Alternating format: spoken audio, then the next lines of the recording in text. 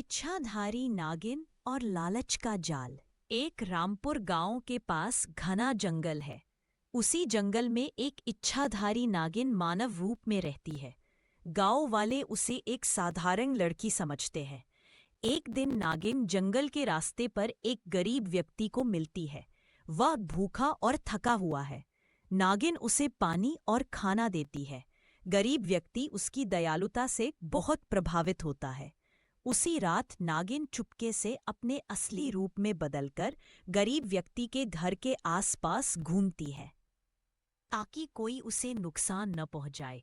वह अपने जादुई मन से उसकी मदद करती है, जैसे घर में अन्न का आ जाना, बीमार गाय का ठीक हो जाना आदि। गरीब व्यक्ति का एक दोस्त जिसका नाम लालचू है, यह देखकर हैरान है कि अचानक से उसके दोस्त की किस्मत कैसे बदलने लगी। उसे शक होता है कि कोई जादुई शक्ति उसकी मदद कर रही है। दिन लालचू गरीब व्यक्ति से पूछता है कि किसने मदद की। गरीब व्यक्ति मासूमियत से बताता है कि शायद भगवान ने भेजा है। लेकिन लालचू पीछा करता है और एक रात नागिन को उसका रूप बदलते हुए देख लेता है। लालचू यह देखकर डर भी जाता है, लेकिन उसके मन में लालच जाग उठता है।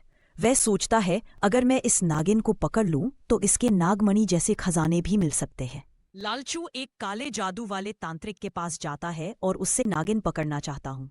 तांत्रिक तुरंत तैयार हो जाता है, क्योंकि नागिन की शक्ति उसे भी चाहिए। तांत्रिक और लालचू जंगल में एक गुप्त जगह पर जादू का चक्र बनाते हैं। उसमें मंत्र, राख और लाल धागे बिछाए जाते हैं, जो नागिन को फंसाने के लिए है।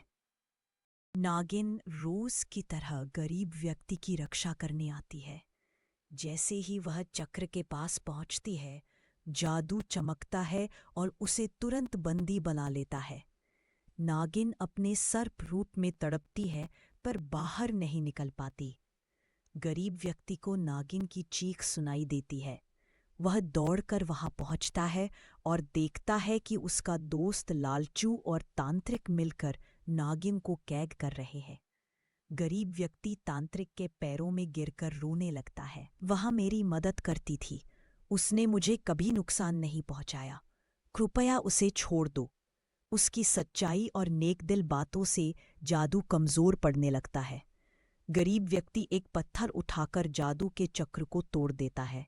चक्र टूटते ही नागिन आजाद हो जाती है और तेज रोशनी के साथ तांत्रिक और लालचू दोनों गायब हो जाते हैं। नागिन अपने मानव रूप में आकर गरीब व्यक्ति, तुमने मेरे लिए जान जोखिम में डाल दी, मैं जीवन भर तुम्हारी रक्षा करूंगी। और फिर जंगल की ओर चली जाती है, लेकिन उसकी जादुई छाया हमेशा गरीब व्यक्ति की सुरक्षा करती रहती है।